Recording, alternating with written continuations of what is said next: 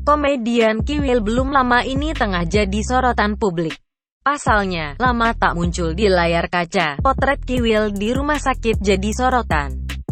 Diketahui sang komedian dirawat di rumah sakit lantaran mengalami beberapa infeksi virus.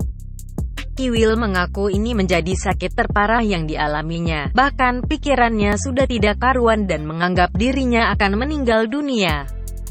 Dilansir dari YouTube Star Pro Indonesia, pada Minggu tanggal 22 Mei tahun 2022, ia mengaku bermimpi didatangi almarhum Sapri.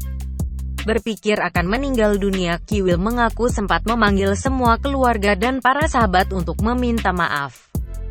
Menurut pemeriksaan dokter, Kiwil awalnya didiagnosis terkena demam berdarah.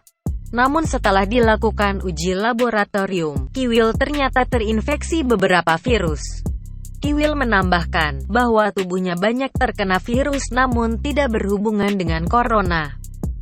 Kiwil mengaku penyebab terjadinya penyakit tersebut lantaran terlalu banyaknya kegiatan bolak-balik Jakarta-Bandung hingga dirinya kurang istirahat. Namun kini kondisinya sudah membaik dan kembali normal. Saat mengetahui tubuhnya digerogoti banyak virus, Kiwil sendiri sudah pasrah dihadapkan pada kematian. Pasalnya, selain demam dan lemas, pandangannya sudah ikut kabur.